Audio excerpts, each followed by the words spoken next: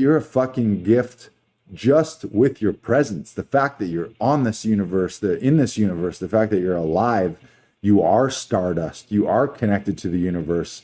You don't need IMDb credits. You don't need a certain number of classes. You don't need a certain number of accreditation or a degree or a PhD to be powerful. You are a gift. And just the fact that you're here is important. Welcome to Inside the Audition, the podcast where we go behind the scenes for a deep dive look into the world of auditions. I'm Joe Larsen, creator of Actors Audition Club, an international community helping actors book your dream roles in TV, film, and theater. And I'm Brandon Knox, actor, producer, and co-host. Each episode, we chat with actors and industry professionals to share their audition experiences, insights, and advice. We provide actors with actionable tips, strategies, and resources to help you elevate your auditions. We demystify the often intimidating and misunderstood world of auditions to help you succeed. So whether you're just starting out on your acting journey or you're a seasoned pro, join our Actors Audition Club members as we go Inside the Audition.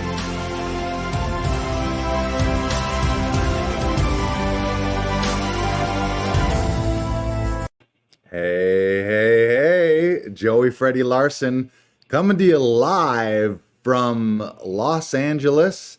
I am here in my crazy, wacky Airbnb, and I'm going to do a little special, this is a special solo episode that I wanted to share some incredible things with you. So I want to get right into it. This episode is going to be all about personal growth, and I'm going to be sharing an incredible experience that I had with you, or I'm going to share let me start over. I'm going to share an incredible experience that I just had with you. Now, I'm down here in LA, and I was down in Laguna Beach a couple days ago for a retreat, a personal growth and development retreat. I'm part of a coaching program called Next Level. It's through a program called Business by Design, and it's through a business coach named James Wedmore.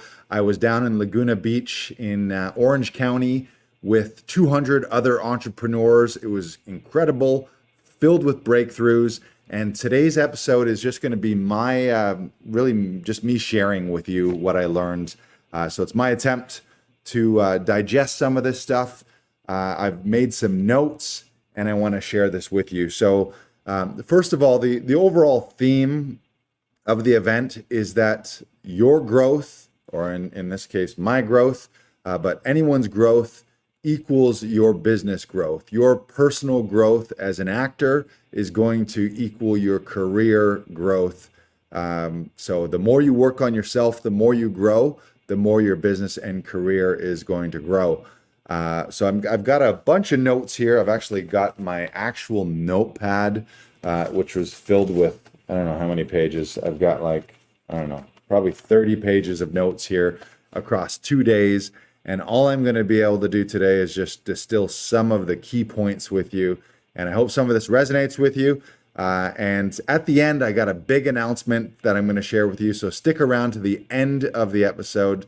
Also, maybe I'll show you, let me show you quickly just this Airbnb that I'm staying in. It is wacky. Look at this place. Wow. Okay, and we are swinging back around, and here we are. So welcome.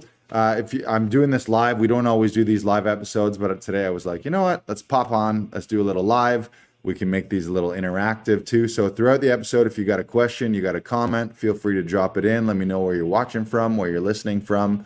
And I'm just going to be sharing some of my notes here today with you. And we'll see if you learned something. And I was blown away by this retreat. So hopefully you are as well. The first thing that I wanted to share was something called the Law of the Jungle. They opened the retreat with this, and they shared a Rudyard Kipling poem called The Law of the Jungle. And I'm just going to read it to you. It says, "As old and as true as the sky, and the wolf that shall keep it may prosper, but the wolf that shall break it must die. As the creeper that girdles the tree, the law runneth forward and back. For the strength of the pack is the wolf, and the strength of the wolf is the pack. And that really resonated with me because as an actor, as a performer, as a comedian, as an artist, often we're in this lone wolf type mentality. We spend most of our time finding our own career path, and with the exception of when you're actually cast in a theater production, you have an ensemble cast, or when you're cast in a TV film production and you're working with a bunch of other actors, the majority of our time as actors and as performers is spent on this lone wolf path. But as that poem by Rudyard Kipling says, the lone wolf perishes. The wolves are pack people and they're pack animals, and so are we as humans. We need that human connection, and we don't do well alone. So that really reminded me of just the idea of surrounding yourself with community, surround yourself with a group of other like-minded and growth-minded people. That's what we're doing at Actors Audition Club, and that's what I've been striving to do in my career. But I still really slip into this. It's so easy to slip into that lone wolf mentality, kind of isolate. You can tend to think that you're in this alone, that you're fighting for everything alone, that nobody understands you and no one is on the same path as you. But just the idea of thinking that you're part of a community, finding your community, finding like-minded people, joining groups, joining classes, joining workshops, and seeking out other people to be on this journey with you. So first of all, I love that right off the top. Second thing, I'm just going to really just be going through my notes here. The second thing was just talking about connection. We did an exercise. So I'm in a room with 200 people, and we did a connection exercise. And the instructions were to find someone next to you and find something that you that you have in common, something that you like.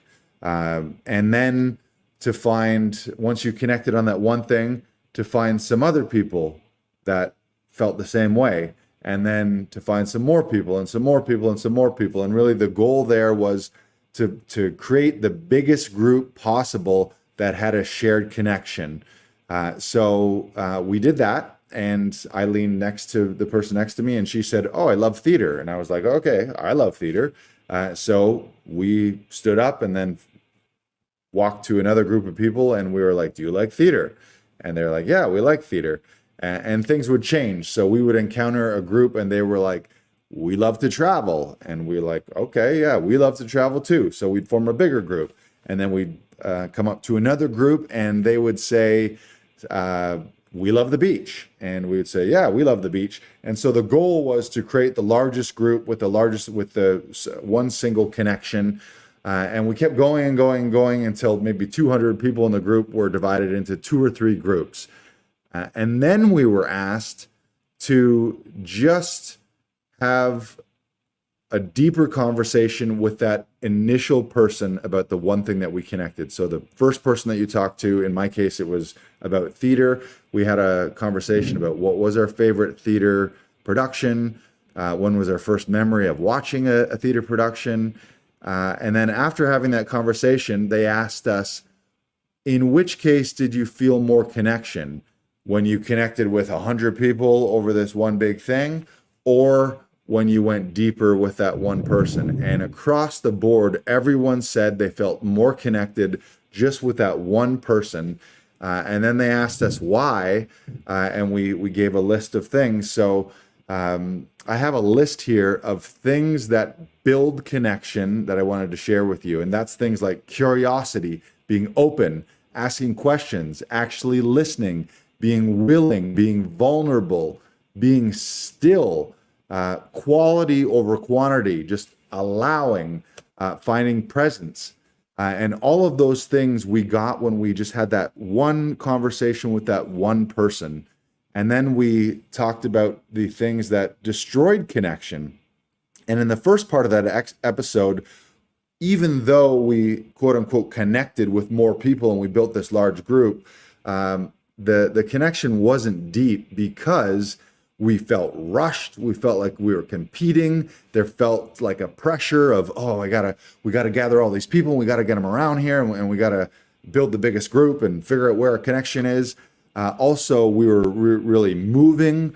There was an idea of quantity over quality. It felt forced. We were interrupting people, like, what are you guys doing? What are you guys doing? What are you connecting with? What are you connecting with? There was a sense of judging, a sense of comparison as well. So that's point number 2, I guess, in this episode, was just finding connection, going deeper with your connection. And you can think of that in your regular life, or you can think of that in terms of your acting. What brings a deep connection with an audience? It is things like stillness. It's often just sitting there silently and listening. It's being vulnerable. It's being open. So that's one thing, just the power of connection. A third thing here I wanted to share with you. We did this exercise, and I call it like a discovery exercise. And James just asked us, he said, I want you to close your eyes, take 5 seconds, close your eyes. Then when you open your eyes, I want you to imagine and pretend that you open your eyes and you're seeing everything around you like you've opened your eyes for the first time. So think of that like maybe you're a baby and you've been born and you open your eyes and you see this incredible world for the first time. Or you've traveled from another dimension, or you're an alien, traveled from another dimension through some kind of wormhole. And when you arrive here on Earth, you open your eyes and you're seeing things for the first time. And that was a really profound exercise for me, because when you do that, and you can do that right now, if you close your eyes,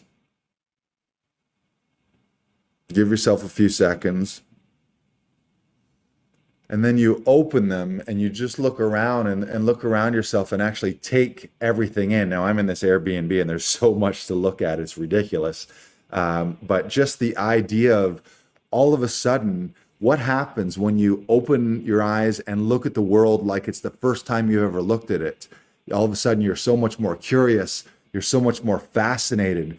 Colors look more vivid. You see things that you didn't see for the first time. And in our acting world, that's so huge, because a big part of acting in any scene is the illusion of the first time. An audience doesn't want to see you in a scene where you've rehearsed it 1,000 times and you've just done it over and over and over. They want to see this like it's happening to you for the very first time. So that's I just share that with you as an exercise. How often can you open your eyes and open and look around with that childlike, almost baby-like curiosity and fascination, like you're seeing something for the first time? That to me was really profound. I'm going to move to a fourth thing here. We talked about the idea that things happen to us, and there's a difference between what actually factually happened and the meaning that we assign to it. And in our lives, shit happens to us. Things can happen to the same two people and have an entirely different meaning, because we assign meaning to things. We assign stories to things. And I'll give you an example.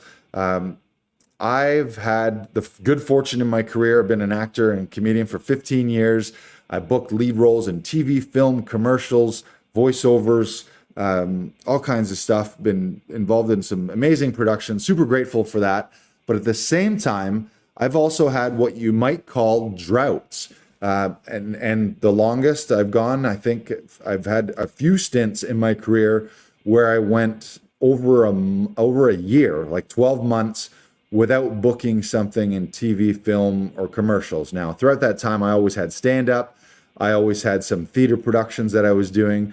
But as far as auditioning and not booking the role, and we were asked to look at the meanings that we assign to that. So I want to share this with you. I'm going to flip through my book here. These are my notes. Where is it? Okay, so I called it the drought. And think about, that's just me assigning what happened. What actually happened was I had 12 months of auditions, dozens of auditions, and I didn't book a TV film audition during that time. So we were asked what were some of the meanings we could put to that. And so some of them, and some of you might, I think it doesn't matter what actor you're thinking of, any A-list actor, every actor in their career has had a period where they didn't book a whole lot. And so some of the meanings that I've assigned to that and might come up to you, you might be thinking, I'm not a good actor. You might be thinking, I'm an imposter. You might be thinking things are not working. You might be thinking will it ever work out?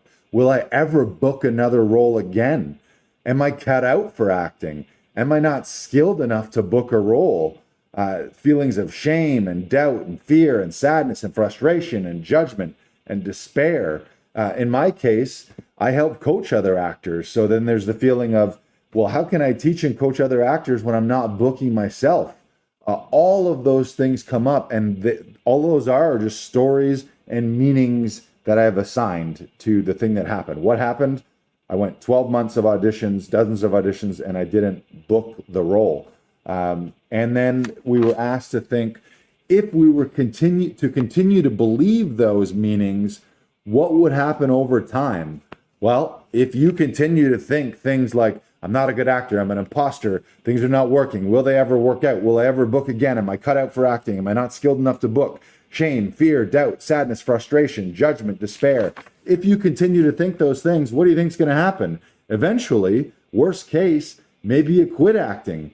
Maybe you just shut it down completely. Maybe you return to your Joe job. Maybe you return to your acting job. Maybe you say to yourself, you know what? I let myself down. I let my family down. This just wasn't cut out to me. And you just outright quit. Then we were asked, what if you started to change some of those meanings? And specifically asked your questions of what meaning or thought could I assign to this that would be helpful? What's possible if I were to think of this in a different way, or how could I think of this in a different way that would be helpful to me? And then all of a sudden, here are some of those. Those roles weren't fit for me. Those just weren't the roles for me. I had great auditions, but just wasn't the right fit. What if casting fucking loved your audition and production loved the audition, but for one reason or another, they just had to go another way? Maybe they had to match with another character. That could be height, that could be the look and feel. Did you look like your father, or did you look like the kids? Maybe you could look at it as a positive, like I could take some classes. I could improve my preparation and rehearsal process. You could think of it as these roles were not for me, but the real role for me is coming. It's coming down the pipeline. You could be learning lessons of not booking, like patience or how to stay positive. And when I start to think of that, I actually think that makes me a better coach and a better teacher, because I've been through some of the downside of things. It's easy to be a coach when everything's been amazing, but really when people need the help is when the chips are down. So if I'm ever talking to an actor who's gone through a bit of a quote unquote drought, I have an ability to talk to them and to help them through that storm until they get to the other side. You might think of that as the lesson is I need to learn resilience. I need to learn patience. You might even think of this as this is a test of my resilience and my commitment to the craft. You really want this? Are you committed to it? This might be the universe just testing you, saying, you really fucking want this? Well, what happens when you're tested? If you really want this, how long are you willing to go without getting that big booking? So all of these things will make you a stronger person. They'll make you a stronger actor. So just the idea of looking at when things happen to you, first of all, what are the facts? What actually happened? Okay, I went a certain period of time, had a certain number of auditions, didn't book the role. Then look at all those meanings. all the negative, shitty meanings, all the shitty self-talk, self-doubt, and then ask yourself, how could I change my thinking and turn this into a positive? What would I need to think about this situation for it to be something good for me? So, and just remember that life is the good, the bad, and the ugly. So be here for all of it. And what the idea of what a pity that most people never really see that. And also the idea of what if instead of life happening to you and all these negative things happening to you, what if these things were happening for you? What if the universe was conspiring for you? Brandon Knox, who we work with at the studio, sent me a Instagram reel, and it was the idea of instead of being paranoid, being pro-noid, and just thinking, what if the entire universe was conspiring to give you what you needed? Sure, shit happens to you, but what if you looked at it as, this happened to me because this is exactly what I needed today? So just huge breakthrough for me. And you can try that on. All this, I'm just going to throw things out at you. I'm doing this to share things for you, hoping that you'll pick some of it up and it will help you. But I'm actually doing it because selfishly, this helps me integrate and digest. We spent 2 incredible days at this conference, at this retreat, and I got 30 pages of notes. So sharing with it helps me integrate it and helps me reinforce it with you. If any of this is landing with you, let me know in the comments. I can see the comments. If you have any comments or you want to share something, share this out with me right now. Next thing I want to share was the importance of silence. And James, he talked about something, he threw out some first of all facts, and these are scary. And the first one was that most humans, 47% of our waking hours are spent thinking about something other than what we're doing right now. I'm going to say that again.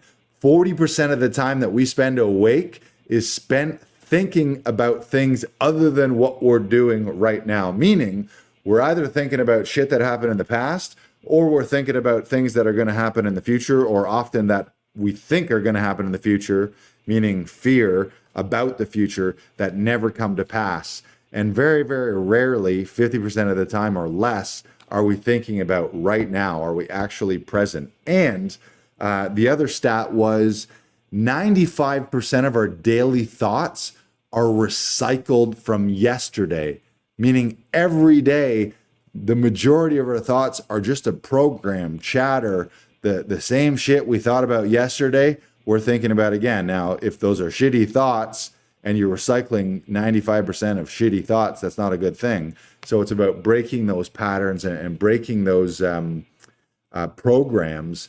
And of those 95%, 80% of those are negative. So just think about that. We spend half our time not thinking about what we're actually doing right now. We're daydreaming about the past, or we're daydreaming about the future. We're ruminating about a past, or we're worrying about the future.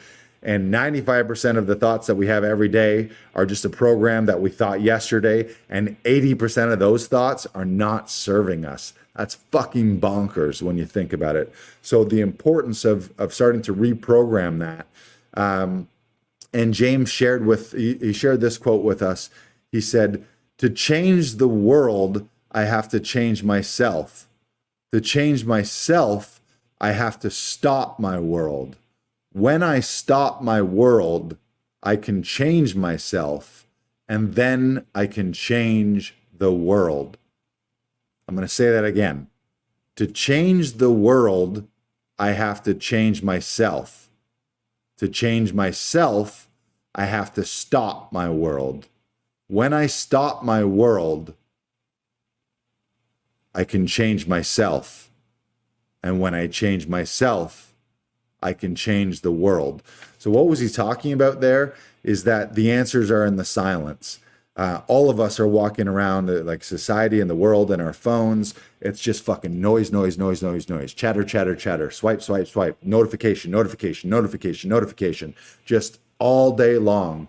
But we don't ever really become truly connected to the universe, aka ourselves, God, source, the universe, however you want to put it, the path to connect to that is just to sit in silence. Sometimes with your eyes closed. Shut out all of the visual shit that's coming at you and just sit in silence. And you'll notice that you get these whisperings from God, source, the universe, self, wherever that's coming from.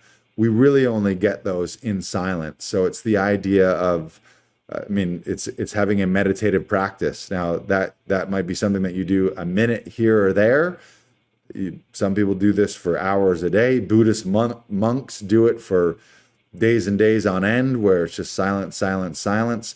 But just the idea of sitting in silence.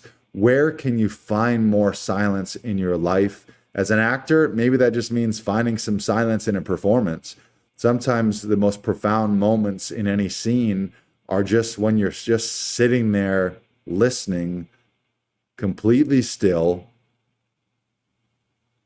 letting the audience see you and really breathe you in and soak you in.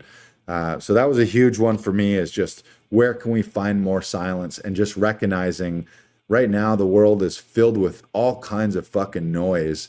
And every time you can get away from that noise, even if it's just for a minute or two, and just find silence, it's going to be profound. And you can just ask a question. Ask yourself a question that you think you're looking for an answer. Remember the idea that the quality of your questions equals the quality of your life. So you want to ask high value questions, not dead end questions. Often questions like why are shitty dead end questions. Why did this happen to me? Sometimes a shitty question. You want to ask things like, what can I learn from this? What could be emerging from this? What could be the new lesson from this? How can I? What can I? Versus often why questions. So just ask you, when you're asking questions, really look at the question and see, best case scenario, if I get answers for this, are they going to be answers that serve me? Is this a question that served me? So find the silence. Next thing is the idea that tiny shifts yield massive change. And the metaphor that James gave us is, you may have heard this, but plane takes off in LA, heading to New York. If throughout the course of that plane, if when it starts, if it's off just 1 degree, just one tiny degree, like literally if it's on the runway and it's pointing straight, and then you were just to tweak it so it's 1 degree this way, it's going to end up miles in the wrong direction. Instead of landing in New York, it might land in the ocean and crash. And so what a plane does, while it's flying, it's constantly getting hit. It gets hit by winds and a jet stream and all kinds of things. But it makes these tiny course corrections the whole way. The autopilot is constantly making course corrections so that it's staying on track, staying on track, staying on track. So the idea, tiny shifts yield massive change. And the idea of don't discredit the small things. So that might be real small habits. That might be a habit of like 10 minutes of exercise or 5 minutes of meditation. You do 5 minutes of meditation every day. At the end of a week, a month, a year, you do 10 minutes of exercise a day every single year. The small little shift of substituting a shitty food for a piece of fruit. You know, you trade in like a fast food or a chocolate bar, shitty chocolate bar, or candy or something filled with sugar for something natural, fruits, vegetables. Tiny little shift in one day, then you stack those up and all of a sudden you make massive shifts. So as an actor, what does that mean? Maybe you get up and you do 10 minutes of voice and speech workout. Maybe you read a little bit of a play every day. Maybe you just, I don't know, you read a little book. You take a little bit of a class every day. You stack those up. And over the course of a year, a 10-year career, a 20-year career, even the idea of just one more rep, one more reach out to another person, one more email to another person, one more rehearsal, just the power of one more. I listened to a podcast by a guy named Ed Milet, who's a world-class motivational speaker. He's an author, best-selling author. He's got a book called The Power of One More, and just little changes, just one more little thing, when you stack those up, makes massive changes. So don't discredit the small things. Another one here that we reviewed was the idea of be, do, and have, and the be, do, have model. And to explain that is most people are operating backwards. Meaning they look around at what they have, their current circumstances, they look at their bank account, they look at their environment, they look at the job they have, the relationship they have, the clothes they have, the money they have, the house they have, and then they figure out what they got to change, what they got to do in order to be the person that they want to be and have the life that they want to have, where in fact that's backwards. And most of us actually look at what we can do. Something in our lives isn't the way we want it, and we think, what can I do? What do I need to do? What do I need to do? What do we need to do? What do we need to do? And we look for the secret thing, like the new move or the new trick or the new hack. When really what we need to think is, how can we start with identity? Because there's the saying, you might have heard this, the doing is only as good as the being doing the doing. Meaning, I can give you all the tactics and strategy in the world. You could take the greatest acting class in the world. I can give you the blueprint, the map, the exact steps that someone else have followed to reach their dreams. But if you still have all kinds of garbage up here, if your identity doesn't match that, if you have low self-worth, low self-esteem, if you got stories going on in your mind that aren't serving and aren't lifting you up, I can give you the key to the castle. But if the being with that key isn't at the level that needs to be, then it's kind of all for naught. It's kind of the idea of whipped cream on garbage. I can give you I give you all the whipped cream.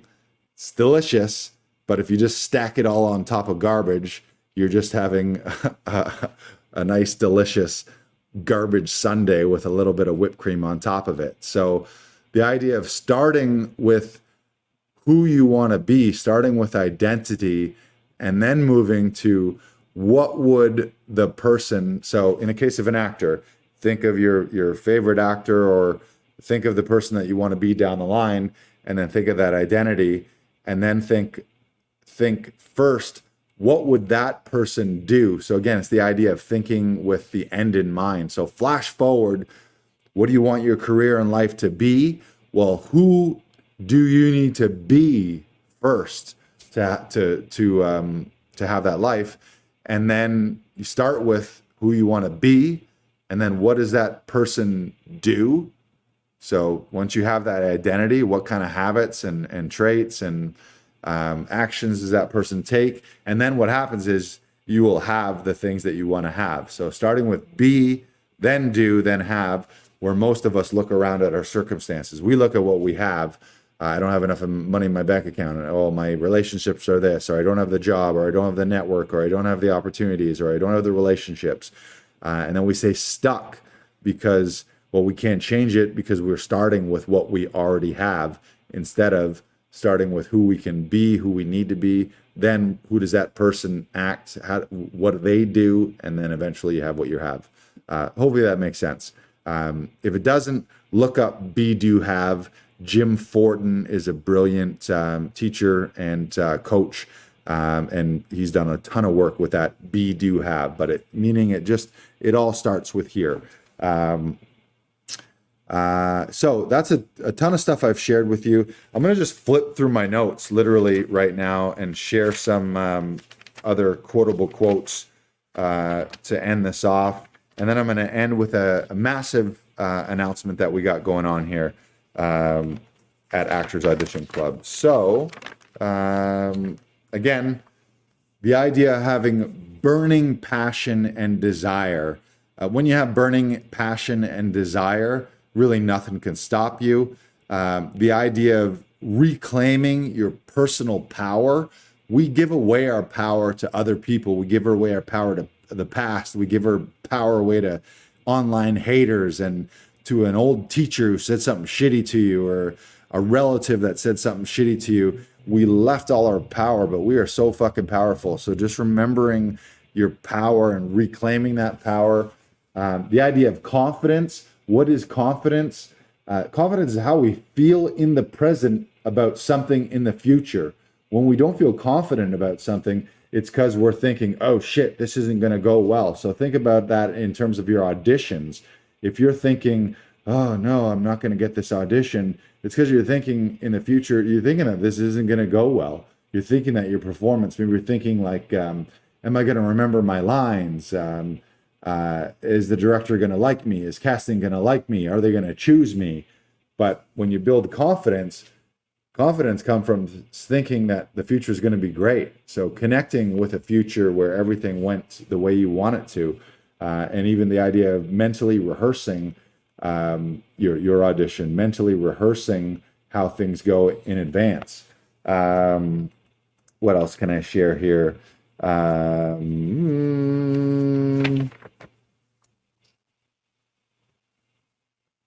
This is good.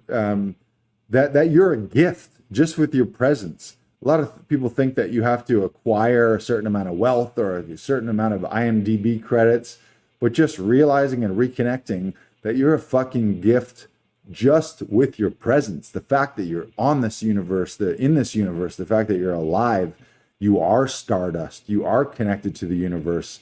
You don't need IMDb credits. You don't need a certain number of classes. You don't need a certain number of accreditation or a degree or a PhD to be powerful. You are a gift. And just the fact that you're here is important. That's huge. And reminding yourself and remembering you have a massive impact on everyone that you come in contact with.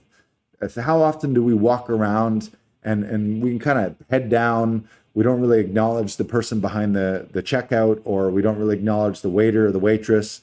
We open doors and pass by strangers every day, but just realizing like little massive impacts, just a smile sometimes that you might have a huge impact on someone. You never know who you're going to encounter, and then the ripple effect that has something that has on someone else. We were also shared something called I'm going to butcher the pronunciation, but it's a Hawaiian prayer, an ancient Hawaiian prayer called the Ho'oponopono. I think that's it. And it's real simple. It's, I love you. Please forgive me. I'm sorry. Thank you. So the challenge of try this on, walk around to strangers, look at a stranger and just think. You're on the bus or you're in line somewhere, just think, I love you. Please forgive me. I'm sorry. Thank you. Any version of those in any order could just be, I love you. Thank you. I love you. Thank you. Could be, please forgive me. I'm sorry. Please forgive me. I'm sorry. I love you. Please forgive me. I'm sorry. Thank you. They call that cleaning. Just try that on for size. That feels good. It actually brings up a lot too. Even as I do it right now, I get emotional just doing that. So try that on for size. Sit in some silence and just think or repeat to yourself, I love you. Even look in the mirror. Say, I love you. Thank you. Please forgive me. I'm sorry. Do that over and over again.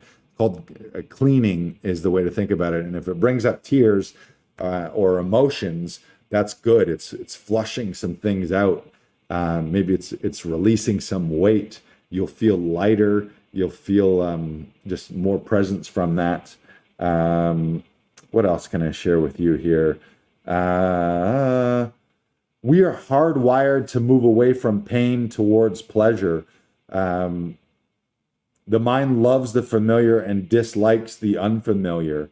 Think about that too. So we always go back to the familiar, but if you want to change things, you need to get feeling uncomfortable, or you need to start feeling familiar with the unfamiliar, or you need to turn the unfamiliar into the familiar.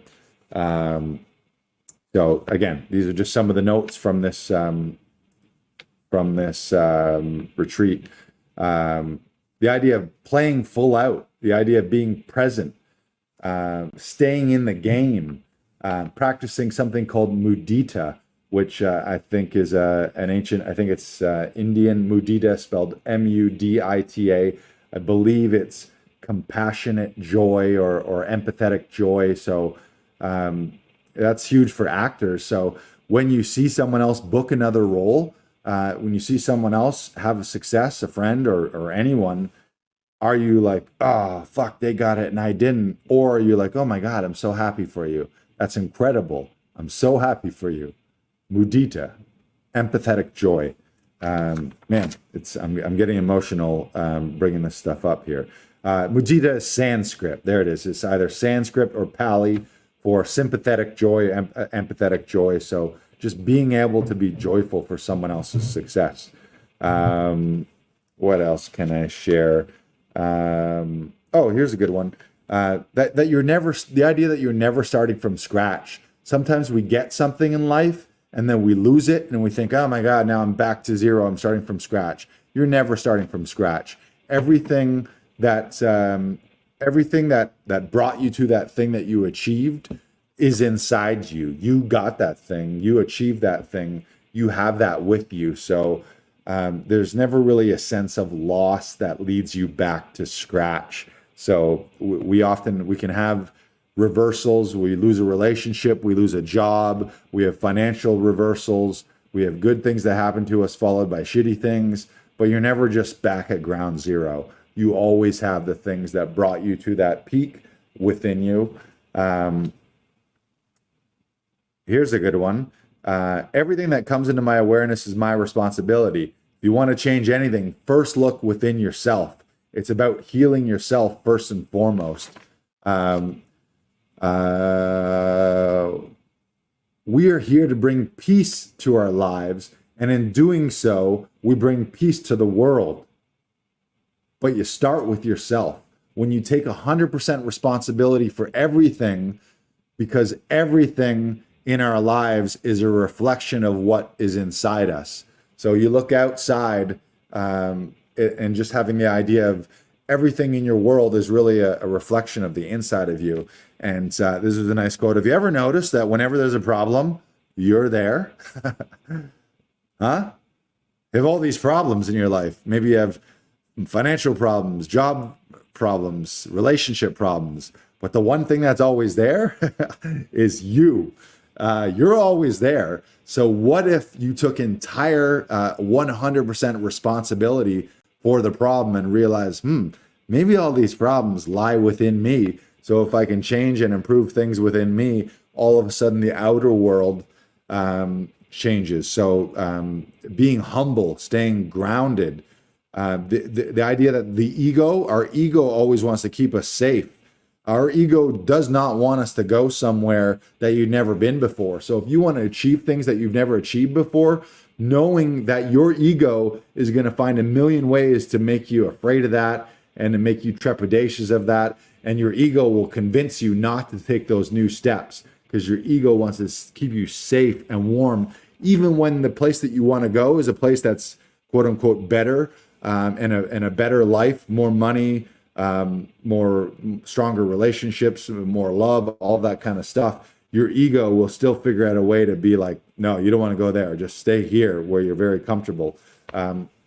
Someone at the retreat shared something really brilliant, and she was talking about the law of attraction and the idea of when you look at your life and the world, treating your world, there's these AI models now. Midjourney is an AI tool where you can literally type in any input and it will generate a picture or a video. So I could say right now, like, generate me a video of Tom Cruise riding a unicorn in space, fighting dinosaurs, and that will happen. And she challenged us with the idea of, what if you look at the actual world like that right now? You look at everything around you, your life, your surroundings, your bank account, your relationships, your family, your home, as the output, and the input is here. So you want something in your life, put those positive, strong, good inputs here, and then you start to see them in your world. So what if you treated the actual world, and I'm going to say actual, who knows what the world is? I don't know what it is, but just our physical 3D world. What if you started to think of this is all a reflection of what I'm thinking out here? You want to put inputs in here to get the output. So garbage in, garbage out, good in, good out. What else do I have here? So much here. Again, I'm sharing 2 days. I can't possibly share it all, and I'm just throwing a ton at you, hoping that some of it sticks. Freudian slip there. Some of it does stink. I think that may be it. But the thing that I want to finish on here, on the train ride from Orange County, I was down in Laguna Beach. On the train ride, I was listening to a podcast from Ed Milet. Again, he's a world-renowned speaker. He is a best-selling author. He was talking about the idea of touching your dreams and tasting your dreams. And what he was saying is the idea of, often to us, our dreams are out there. A lot of the times our dreams are in the future. Sometimes they feel really far away. And the problem with that is if they feel far away, our brains and our egos will keep them far away. Again, our brains like the familiar and they dislike the unfamiliar. So if you're constantly thinking in your head that your dream life, your dream role, your dream career as an actor is 10, 20 years down the road, your brain and your ego will do everything possible to keep that distance between you and your dreams, because that is what is familiar to you. So Ed talked about the idea of touching and tasting your dreams. So what does that mean? I'm literally doing it right now.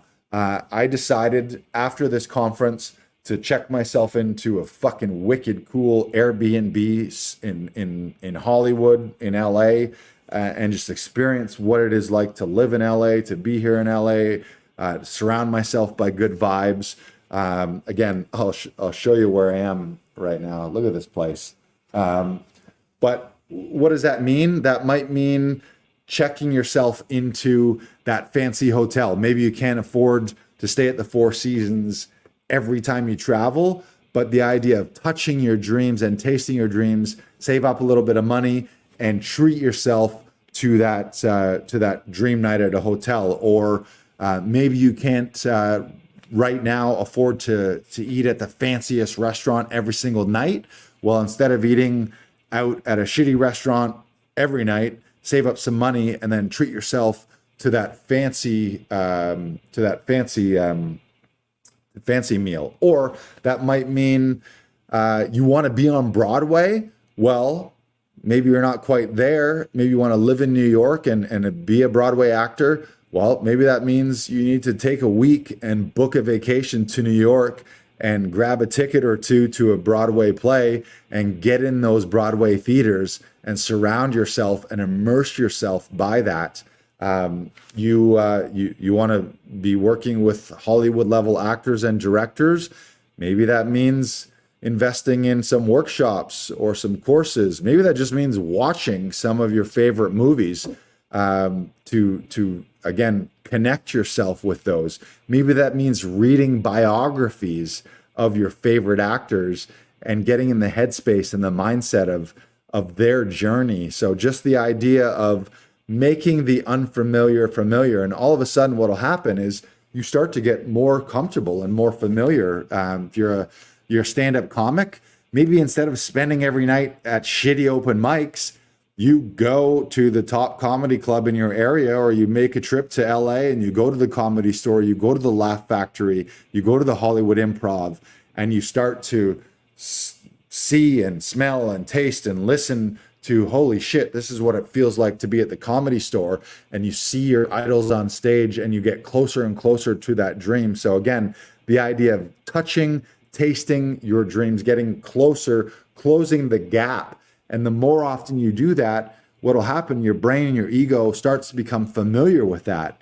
And again, you will always move to what's familiar and you'll move away from what's unfamiliar. So if your dreams and your dream life seems very foreign and unfamiliar and far away, your brain will keep that far away from you. So you got to do things to get it closer to you.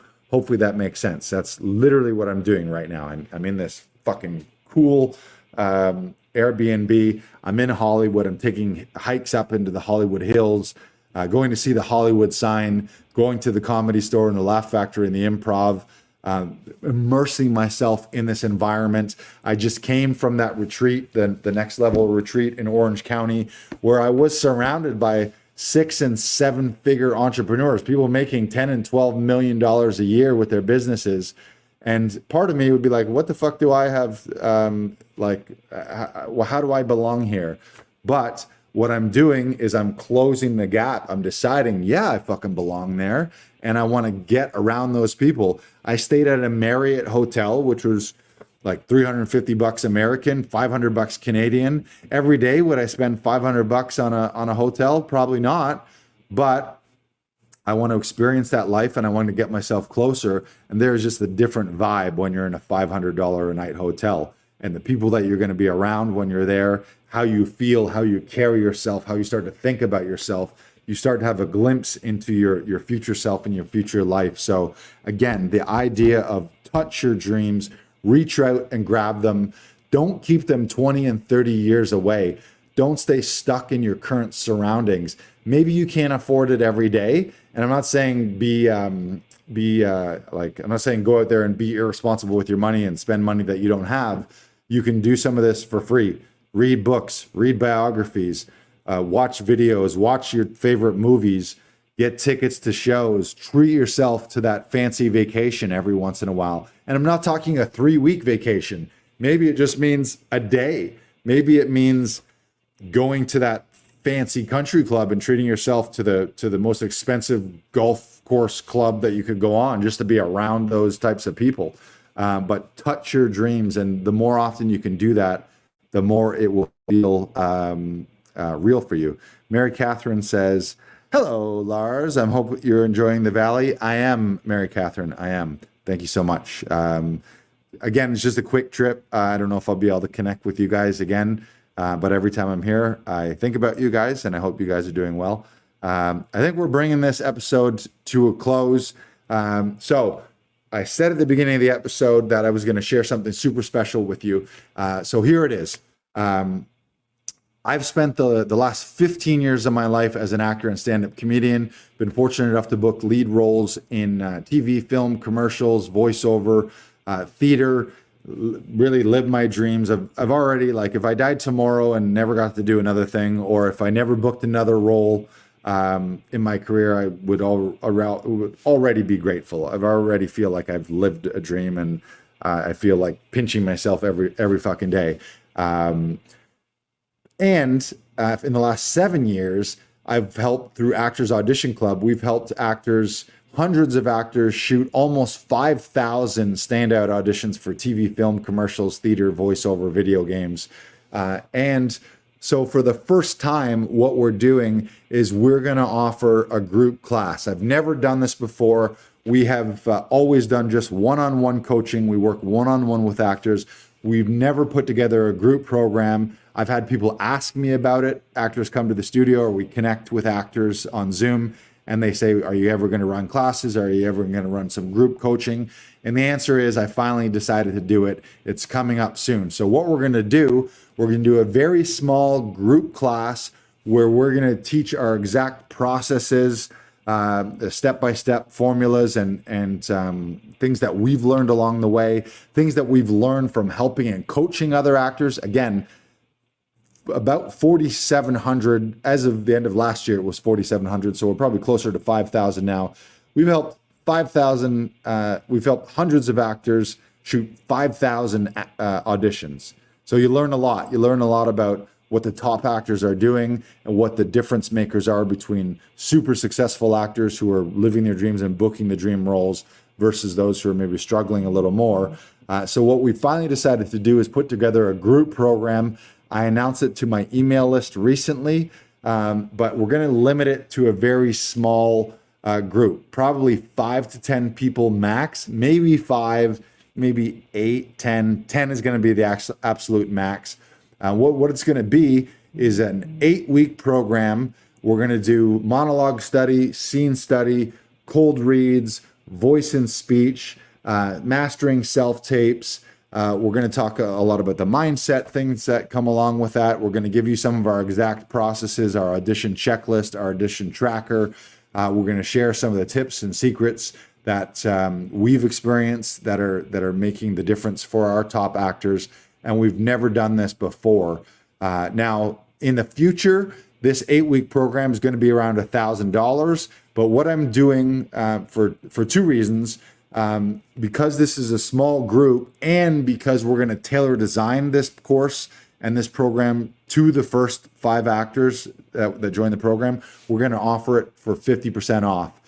So what that means is you're going to get 8 weeks of custom tailored coaching and training with myself and our team of coaches through Actors Audition Club in a small, intimate environment where you're literally going to be able to tell me in advance, this is what I want to work on. Can you help me work on this? And we're going to custom tailor to that first cohort. And as a result of that, because it's the first time we've done the group and because we're going to be working with you to custom tailor the curriculum, we're going to offer that at 50% off. So you're going to get 8 weeks of custom training for under $500.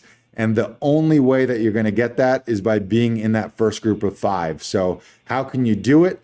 If you're watching this live stream or listening to the podcast, you can comment live. Just comment, I'm in. You don't have to say it 3 times. Just say, I'm in.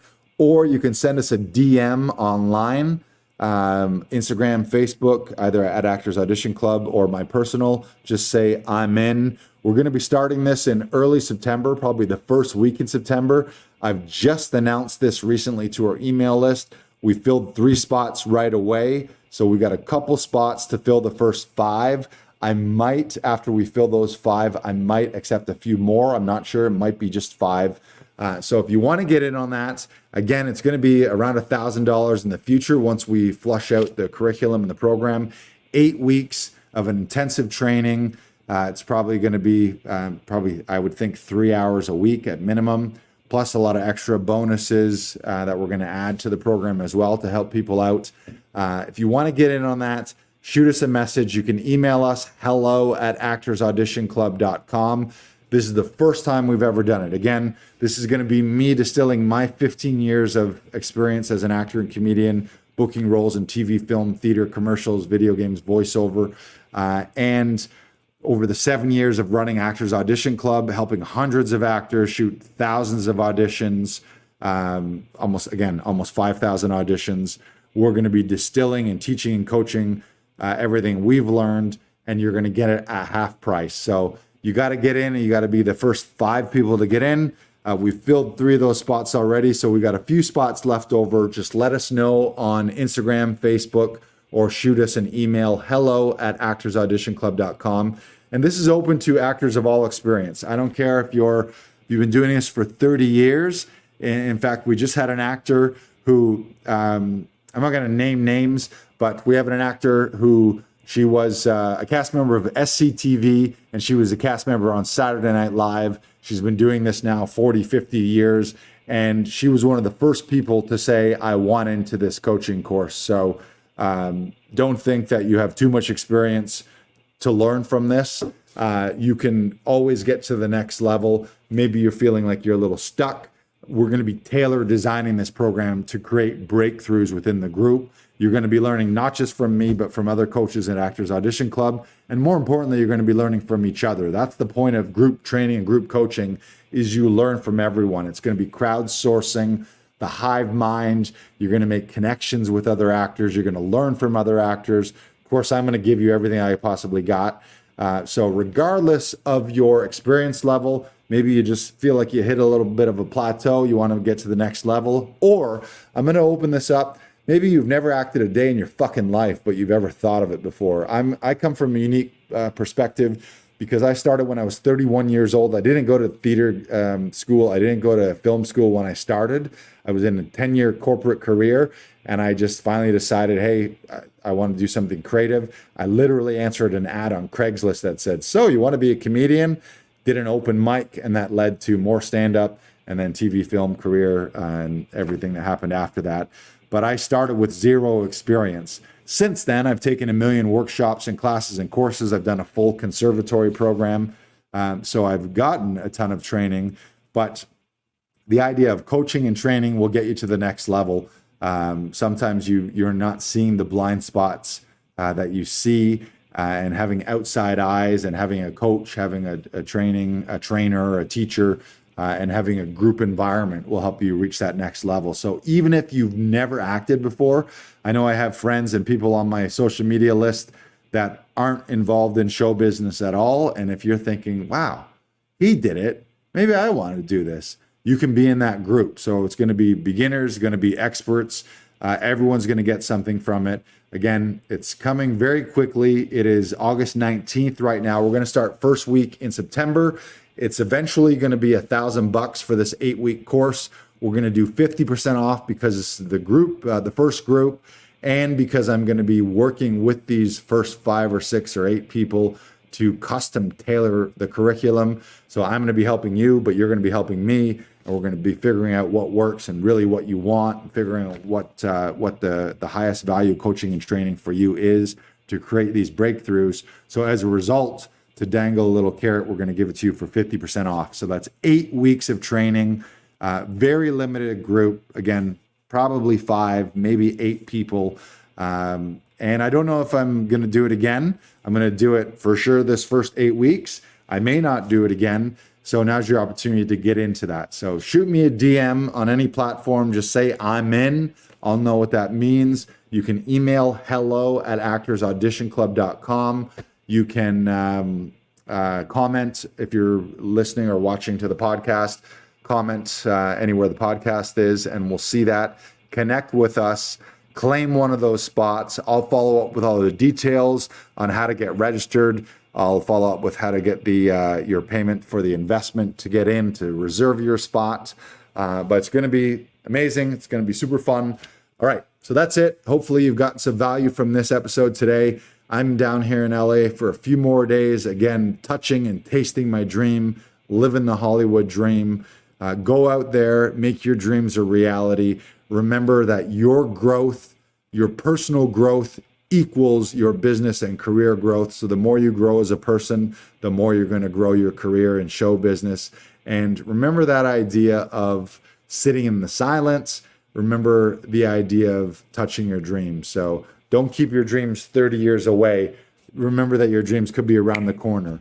You could be one conversation away from someone. It could be the next email you get from your agent that leads to the audition, that books you the role, that changes your fucking life forever and changes the life for you and your family and your friends, and you never look back. But it all starts with things up here. So again, there it is. Thanks for listening, watching Inside the Audition. We'll see you at the next one. Love you guys. And again, I love you. Thank you. Please forgive me. I'm sorry. The Ho'oponopono prayer. All right. That's been Inside the Audition, and we will see you next time. Bye.